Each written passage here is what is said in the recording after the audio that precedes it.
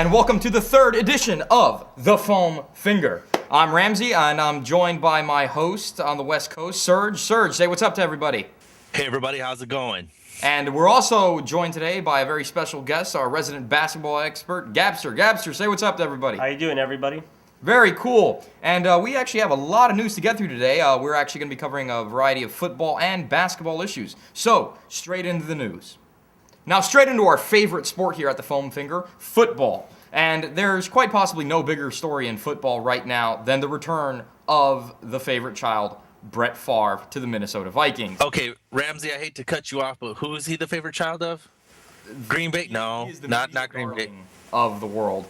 He's just a big attention whore, and we need to stop paying any attention to him. He says that this will be his last season, then let's stop talking about Brett Favre and let's just play football. You know, we're done talking about Brett Favre. I'm with you. I think I made my thoughts on Brett Favre pretty well known in the last Foam Finger with my advocacy of the old Yeller rule for Brett Favre. Gabster, what's your take on Brett Favre? Well, I'm not even sure if he's. I mean, he's a year older. Is he going to perform? Is he going to perform at a level that he did last year? And like Serge was saying, definitely not liked in Green Bay. But any last few years at Green Bay, he probably had terrible years, which is why, I mean, I had no idea. And he had a terrible year playing for the Jets. I have no idea how he got such a huge contract last year for the Vikings. And yet he surprised me. Can he surprise us again one more time? That's the question. Can he also drop dead? Which is the better question. Can we get rid of him? All right, and on to... No, I'm sick of it. But On to another story going on in football world. Tony Dungy has been criticized for bad-mouthing Rex Ryan, actually going as far as to state that he should be suspended by Commissioner Goodall for the way he carries himself and his speech. Pretty much saying that Rex Ryan curses way too much. Anyone who's watched Hard Knocks pretty much has gotten that. Now, I know Tony Dungy's a God-fearing man and everything, and God knows I hate Rex Ryan. But can't blame the guy for cursing a little bit. I mean, Tony Dungy, get the rod out of your ass. Well, my take on this, Ramsey, is quite simple, really, and that's everybody swears. Everybody in those training camps swear. You know, it was the NFL or HBO's idea to film Hard Knocks there, and so, you know, with that being said, you know, that's what you get. You know, it's an HBO show, it's a cable show, so if he swears, let him swear. You know, an F-bomb here and there isn't going to hurt anybody. And you really got to wonder how much they're playing that up for Hard Knocks, you know? well, I mean, I don't disagree with Tony Dungy in the whole argument, Tony Dungy's a highly respected. He was a highly respected coach, and he was the first African American coach to win a Super Bowl. He's a Christian guy. He's got a great book that he wrote. But I mean, don't go criticizing somebody else's job, because that pretty much everything good you're doing pretty much cancels out. So Absolutely. Tony Dungy, get the rod out of your ass, and no one cares. We still hate Rex Ryan. Go choke on a Twinkie, you fat fuck.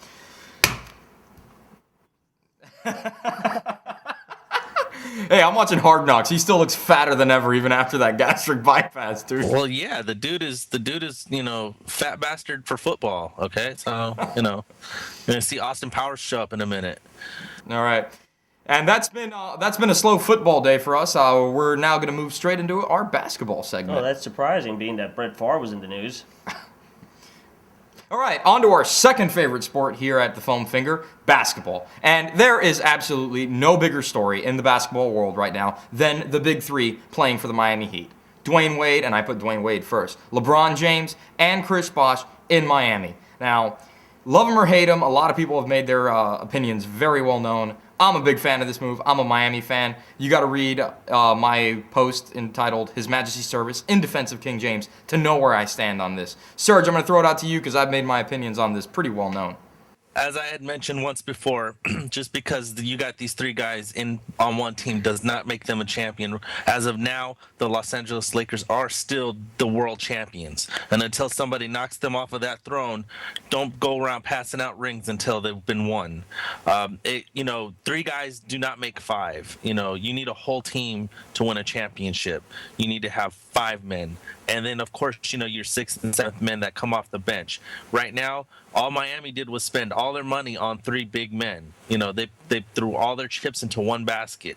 So how's the supporting cast going to be? And not to mention, you still got a very stacked conference in the East with Chicago coming up.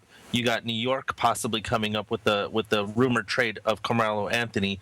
You have, you know, Boston still around there. You know, there's teams still in the East. Absolutely, but I think we got to go to Jeff Van Gundy, probably one of the most respected coaches in the NBA, and his comments on the Miami Heat, where he pretty much said that this is an incredible team, probably one of the only people to come out as a proponent of the Miami Heat. Gabster, what's your take on Jeff Van Gundy? I was going back to what Serge said. I completely agree that the Lakers are, you know, you have to give them respect, and you got to give all these other Eastern teams a lot of respect, but three huge names, the three possibly best players in the NBA, with not forgetting Kobe Bryant. 3 guys, 5 guys, that's more than half. And they did sign a whole bunch of other players, such as a Mike Miller, which I think he's going to get the Sixth Man Award this year. One thing is for certain, though, the Miami Heat are a team that have got a bullseye drawn on their back this year. It's going to be a perform or die year, but I'm putting my money on perform.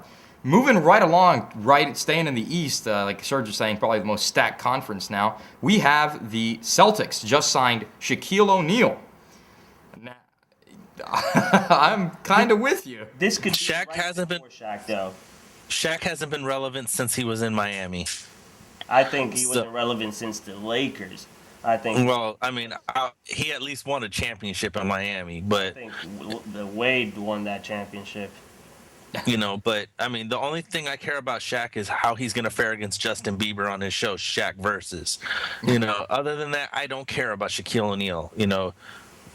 Well, I just think it's a shame everybody. I mean, criticizing Shaq because I mean, this guy probably possibly the best centers of all time, and the first 3 championships he won on the Lakers, he was the MVP. Kobe Bryant was non-existent pretty much compared to Shaquille O'Neal, and now because he's older and he's downhill, and he was traded to Phoenix, which seemed like a joke to most experts. But I think, Gabster, you brought up a really interesting point there. Talking about centers in the NBA right now, I think we're noticing kind of a funny trend. It's the extinction of the center as we know it. I mean, you really look at a lot of teams. Look at Pau Gasol from the Lakers. I mean, taking up a lot of these rebounding jobs. And what is he? A power forward.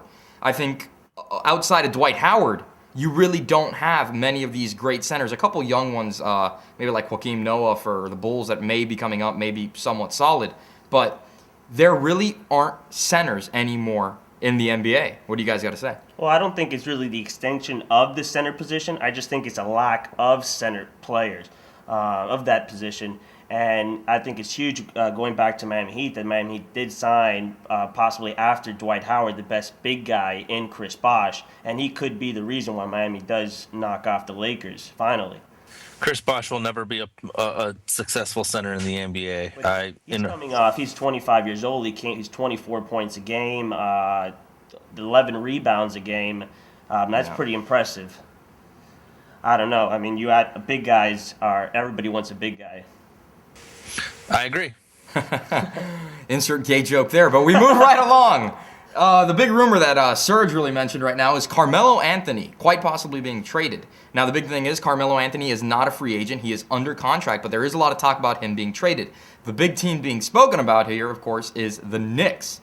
Now, on top of the Celtics, the Heat, the Magic, the Bulls, this would make the Knicks a very, very serious contender in the East. And it seems like a really dangerous combination. You also combine this with the rumors of Chris Paul quite possibly also joining the Knicks. It looks like they got a frightening team. But I really got to wonder, what's the validity of Carmelo Anthony actually going to the Knicks? Oh, it's all speculative right now, and we have no idea, so I'm not even going to pay attention to it. I don't think anybody should because he is under contract, and the Nuggets just offered him a 3-year, $65 million contract. That sounds like a pretty darn good contract to me. Well, it's only money. He may follow in the Heat pattern and take a hell of a lot less and come to Miami. Then we just win the championship. Well, I mean, there was an article on the website talking about Chris Paul possibly coming to Miami, and then I think Serge might agree that just give them a ring. Yeah, I mean, what is it about Miami that everybody wants to go there? I mean, it makes me want to go there. Are you actually asking that question? Man Card is in Miami. What the hell is wrong with Someone mute Serge. I'm not even going to talk to him. You know what, Ram? You forget, man card is wherever the men are. And I am the man. Well, man. He's actually trying to crucify me right now. So I'm just going to move right along. And we actually just went through the NBA Hall of Fame. I think this was a pretty big induction class with yeah. I mean, I'm going to put there the Dennis mailman. Johnson. I mean, Karl Malone, what a beast. Scottie Pippen, long overdue in my book. Hell of an inductee class coming in there. Opinion? What do you guys think? Scottie Pippen, finally, he's in the Hall of Fame. Definitely deserving, one of the 50 greatest players of all time. Oh, yeah. And the great thing about him is that, like Charles Barkley was commenting, he defended all 5 positions. Name me one player that could do that. In fact, when the Utah Jazz played the Chicago Bulls in the finals, the reason why the Bulls partially won besides Michael Jordan was because they put Scottie Pippen covering John Stockton, arguably the best point guard of all time, and that completely neutralized him. So definitely, and Karl Malone, like what Magic Johnson said, that Team USA was inducted in the Hall of Fame. He was like anybody, you give him the ball down low, forget about it. Broken jaws. I think there's a player in the NBA has got to know how many stitches because of Karl Malone's elbow. Karl Malone, definitely a man to be feared. Yeah, I know. Ask anybody in WCW. Yeah. Obscure wrestling reference. But I mean, it's nice to see that all of the Dream Team is now inducted into the Hall of Fame. Christian Laettner was actually inducted as part of that Hall of Fame Dream Team, which was the first time that NBA players were allowed to go to play for the Olympics. Yep. So, and he was the only college player, part of maybe the best. Let's throw it out there real quick, since we were talking about the Dream Team, of course, and the Olympics. I mean, I was just thinking right now about how the American Olympic Committee isn't really allowing these big superstar players, Dwayne Wade, LeBron James, to play for the Dream Team again, to be the American basketball team. Now, I was kind of thinking about this. I understand their point, but if you really look at what the Olympic means, it's the best athletes from every country coming together to compete. And we as Americans are putting a self-imposed handicap on ourselves. Because we dominate otherwise. We'd just dominate otherwise. We create and produce the best caliber basketball player. Why can't we play with that? That's what we make. I mean, that's like the Norwegians not bringing their best skiers to the Winter Olympics. That's bullshit. I don't know. That's like the Jamaicans not bobsledding. No, what the hell, and dude? And finally, we got back to winning last time with the Olympics. Dude, before then, when the Argentinians beat us, I was pissed. Like, that is embarrassing. Ridiculous. Yeah. So, I mean, if the Olympic Committee is watching, go choke, you bastard. I completely. Like, our best what player, are you people thinking? Our best player right now in the Olympics is going to be Kevin Durant, and our second best player God. was Amari Stoudemire. And Amari Stoudemire is not even going to compete because there's a clause in his contract that doesn't, so he can't play. Something, really. So, goodness. It's a pretty sad day. Hopefully we don't lose. There's a lot of talent, though. You got to give them props. A lot of good players out there, and these are still NBA players. Besides the big ones, they're very, very good. Well, whatever. I'd rather see Dwayne Wade scoring 40 points in one game while sending some Chinese people home crying. Well, that has been our third edition of The Foam Finger. Gabster, it was a great pleasure having you on, talking basketball with you. Serge, say peace out to everybody, Serge. Peace out, everybody. Stay manly. Definitely stay manly, everyone, and catch us on our fourth and upcoming edition of The Foam Finger.